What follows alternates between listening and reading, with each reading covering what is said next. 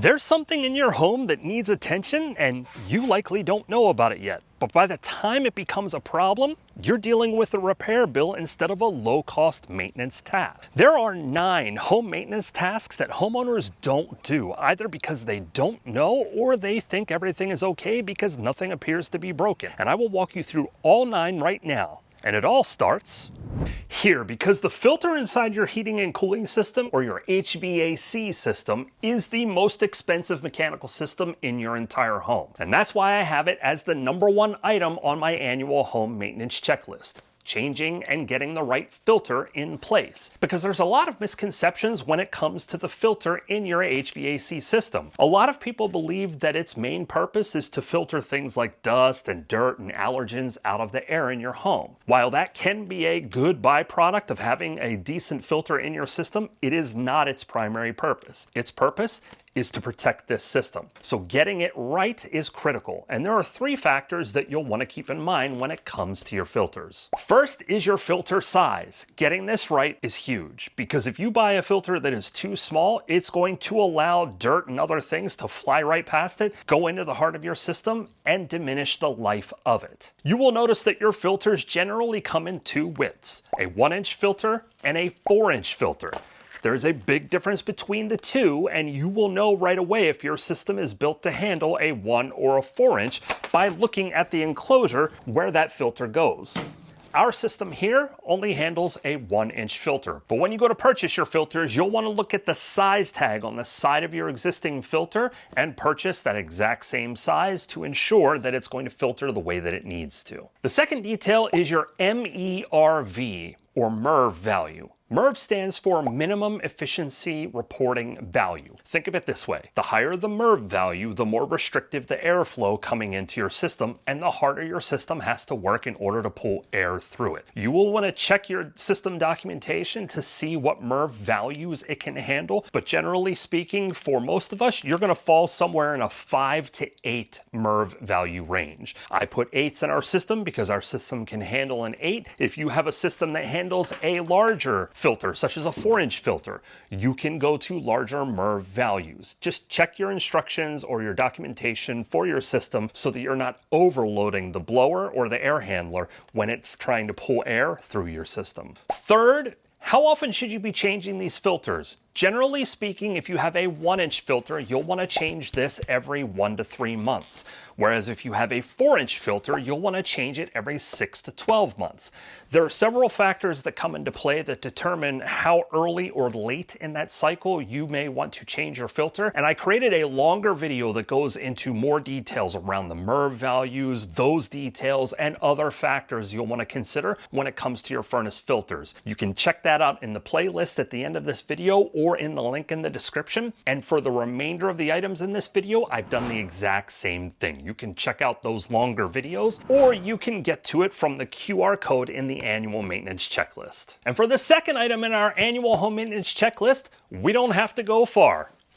Because sediment building up at the bottom of your hot water heater is silently shortening its life. But there is a 30-minute process that you can go through each year to help it live longer. And that's why this is #2 on our home maintenance checklist. Your tap water contains dissolved minerals such as calcium and magnesium, and over time they will settle to the bottom of your hot water heater, creating a sediment layer at the bottom. The problem with this is it acts as an insulating barrier between your burner, which heats your hot water, and the water itself, causing your hot water heater to run longer and harder in order to heat all of the water that is in the tank. Over time, that heat can cause your interior lining to deteriorate and crack, and eventually leak and completely fail. And at that point, you have to replace this unit, which is going to run you somewhere in the neighborhood of $1,000, depending upon what hot water heater you select. So to avoid this, we do an annual flush of this hot water heater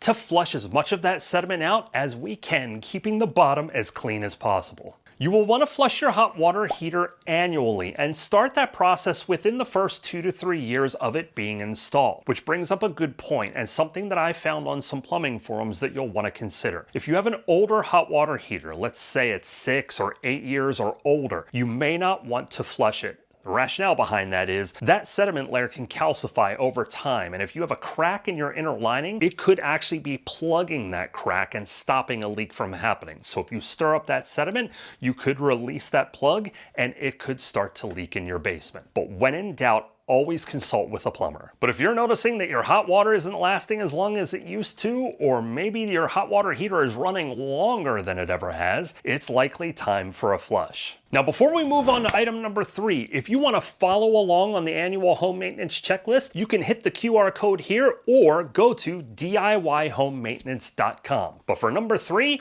we need to head outside. Your gutters are out of sight and easy to forget, but did you know that a clogged or damaged gutter is one of the biggest causes of foundation problems in homes? Well, this is why we've included this as item number 3 on our DIY maintenance checklist. You've got to clean your gutters. When your gutters fail, water will pool next to your foundation and cause problems. The challenge is if you submit a homeowner's claim and they rule it as neglect on your part, there's a chance they might not cover your claim. This isn't just about scooping leaves out of your gutters. There is a 4-step process to follow just to make sure that everything is in check and in good shape so that you don't run into those problems. But for all of you people who have gutter guards like we do, you still need to follow this process because things get trapped on the top of your gutter guards and will cause water to overflow and the gutter not to function the way that it needs to. So there are 0 exceptions here. This is one of those tasks that you'll want to complete minimum 2 times per year, at the beginning of the spring, at the end of the fall. Ideally, you want to do this minimum every single month throughout the course of the year just to make sure that you don't run into challenges. Be sure to check out the full video because I will walk you through that entire 4-step process in detail so that you know how to make sure your gutters are going to continue working the way they're designed to. But now, we need to head into the laundry room. The lint trap in your dryer only catches a fraction of the lint that it generates. The rest of it accumulates inside your dryer vent, which creates a fire hazard. That's why cleaning your dryer vent is number 4 on our annual home maintenance checklist. If you're noticing that you have to run your dryer multiple times in order to get your clothes dry, or maybe it's like extra hot inside of your laundry room when the dryer is running and it was never like that before, this is a surefire sign that your dryer vent needs attention. Every year, thousands of homes catch fire because their dryer vents have not been taken care of. So it's important to get in there, get it clean before that happens. This home maintenance item should be done 1 time per year. And if you've never done this before, get ready because it's going to look like it's snowing lint as you get the lint out of your dryer vent. But there's a couple of things most homeowners don't think about when they're cleaning their dryer vent. The first is the flex pipe that is behind your dryer that connects it to the dryer vent. If you do not have a rigid flex pipe in the back and you have a foil flex pipe,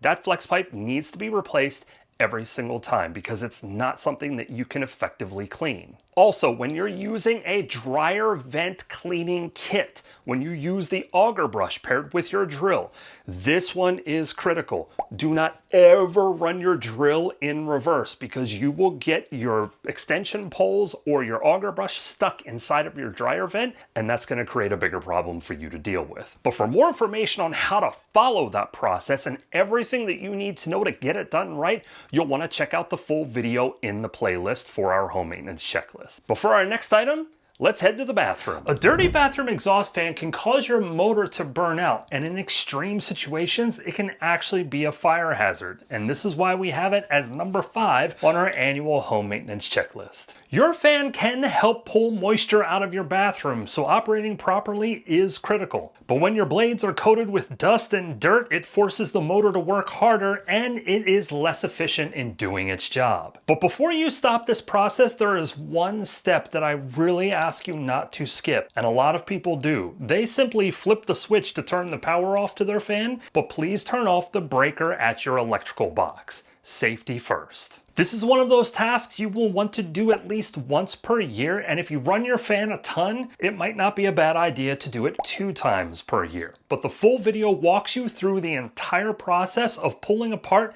the cover and removing it, how to clean the motor safely, and how to put it all back together. For number 6, we have to head to the kitchen. When your refrigerator's condenser coils are covered in dust and pet hair, it forces your compressor to work overtime, which is quietly shortening the life of your refrigerator. And that's why I've included it as item number 6 on the annual home maintenance checklist. The condenser coils release heat from the inside of your refrigerator. That's how it stays cool. But when it's caked in dust and dirt and pet hair, it forces your compressor to work overtime. This both drives your energy bills up and shortens the lifespan of your refrigerator. A lot of service calls go out because people find that their refrigerator is not cooling properly when all they need to do is pull it out and clean off the coils so that it can release that heat appropriately. This is one of those things you will want to do at least one time per year. Now, if you have pets or you generate a lot of dust in your home for whatever reason, you may want to do it 2 times per year just to keep these as clean as possible. The location of the coils may vary, but most refrigerators have the coils on the back behind a panel. So to get there, you'll need to lift your leveling feet, gently pull the refrigerator out to get access. Please make sure you disconnect the power cord and also turn off the water supply if you have a line there for your ice maker. Now, when you're cleaning the coils, you want to be very gentle, especially on newer refrigerators because they can be somewhat fragile. Just use a coil brush and a vacuum to capture all of that dust. The full video on this process shows this on a few different types of refrigerators just to give you an idea, especially if you have a front-mounted coil instead of a back-mounted coil. I show that in that video. But for the next item on the list, we need to head to the bathroom. Silicone is the barrier between water and the walls, floors, and general structure of your home. When that silicone fails, water will silently find its way into those areas. Over a prolonged period of time with consistent moisture exposure, mold can grow. This is why taking 20 minutes once per year to inspect all of your caulked and silicone surfaces in your home is a critical annual home maintenance step. There are 5 things that you want to look out for when you're inspecting your caulked and silicone surfaces. First, you're looking for cracks or gaps, specifically along the edges of your caulked and siliconed areas. This is a sign that it is peeling away from the surfaces that it's trying to adhere to and failing, so it needs to be completely removed and replaced. Second is peeling or flaking, and you'll see this along the surface of your caulked or silicone surfaces and little pieces coming out. Now, you might be able to repair some of that with a little bit of additional silicone or caulk, but generally it is a best practice to remove and replace when you see this. Third is discoloration or yellowing, and I'm not talking about some of the stains you might see from mineral deposits from hard water in your showers or even in your sinks. I'm talking about real true yellowing. That is a sign that the caulk is just too old and needs to be fully replaced. 4 is mold. If it's surface mold that cleans off, not a problem. That actually is something that will happen over time in wet areas like your sinks and your bathroom showers. However, if it is not cleaning off, that is a surefire sign that your silicone has failed and you have mold growing either inside of that silicone or behind it. So you need to get it off, treat, and replace. And 5th is hardness or brittleness. The easy way to test is to push with your finger. If it flexes a little bit, you're good to go. If it is rock hard, you need to get it out and replace it ASAP. Generally though, you should plan on recalking all of your surfaces in your home and re-siliconing your bathrooms every 5 to 7 years. But for more information on this entire process and what you really need to look out for and where, check out the full video. But for the next checklist item, you actually need to look up. Checking your smoke and CO detectors in your home is critical because if the test button makes the beep, that only means the battery is working. It does not mean that the sensor is functional. And this is why I've included this as item number 8 on our annual home maintenance checklist. Honestly, I should have made this one number 1. The lifespan of a smoke detector is 10 years. The lifespan of a carbon monoxide detector is typically 5 to 7 years. If you've lived in your home for 10 years and you have never replaced your smoke detectors, please stop this video right now and go purchase new smoke detectors. This is honestly something that is going to save your life one day. Over time, the sensors in your smoke detector and the sensors in your CO detector, your carbon monoxide detector, will degrade. That's why they need to be replaced periodically. When you go to purchase new devices for your smoke detectors, you need to make sure that they are UL 217 certified. Please do not purchase anything that is not UL 217 certified. When it comes to your CO detectors, they need to be UL 2034 certified. Same deal, don't buy anything as your primary alerting device that is not UL 2034 certified. Why? This means that they are independently tested and they follow national safety guidelines. This is critically important when it comes to you and your family. When it comes to the batteries in your smoke and CO detectors, these need to be replaced 2 times per year. I've always done it when we change our clocks, but if you live in an area where daylight savings is not a thing, you'll want to set a reminder for January 1 and July 1. Please do not forget to change your batteries, because if the power fails, if you have an interconnected system, that's your backup. But if you live in an older home without an interconnected system, the battery is your primary. You do not want to be without power. Your fire extinguishers last about 10 years, and you can find the date for that, the date that it was manufactured, right on the side. Just as on a CO or smoke detector, you can find it right on the back of the device. You need to check your fire extinguishers once per year, preferably every month, just to make sure that your pressure gauge is in the right range. You want it in the green area. If it's in red or yellow and it's plastic, you'll want to ditch it and get another one. If it can be recharged, you'll want to get it serviced. But you'll also just want to inspect it to make sure there's no dents, cracks, corrosion, or anything else that can stop it from functioning when a bad day happens. If you think you might be out of compliance with any of your fire safety devices, whether it's your fire extinguisher, your smoke, or your CO detectors, please go check out the full video immediately, because this one is critically important. But for our last checklist item, we need to go down to the basement. Somewhere in your home is a valve that can stop a burst pipe from flooding your home, but most homeowners don't know where it is and don't know if it actually works. And this is why testing your water shutoff valve is number 9 on our annual home maintenance checklist. If you have a plumbing emergency, such as a burst pipe, one of the best things you can do is to shut off your water main valve before your plumber arrives. This will help stop your home from flooding while you're waiting. But if that valve sits untouched for years and it's not exercised, they can seize over time. So it's important to exercise it and test it once every single year. Now, you may have one of 2 different types of valves. You may have a gate valve that has a dial that you turn in order to lower the gate down into the valve or to lift the gate up out of the valve. If you don't have a gate valve, you have a ball valve, which is one that you turn in order to close it, so the ball inside of the valve turns to close, and then you turn it quarter turn the opposite direction and it will reopen that valve. Now, when you find your valve, you'll want to try to turn it.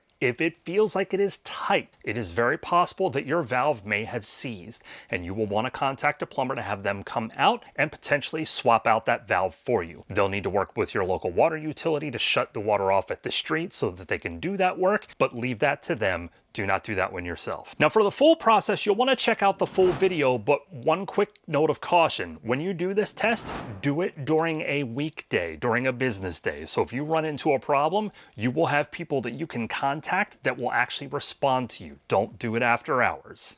But the full video will walk you through the test process, and you can catch that in the playlist at the end of this video. Your home maintenance checklist is available at DIYHomeMaintenance.com, or hit the QR code right there. But there's also a playlist that covers all 9 of these areas, and you can check that out here. And until the next time, keep doing it yourself.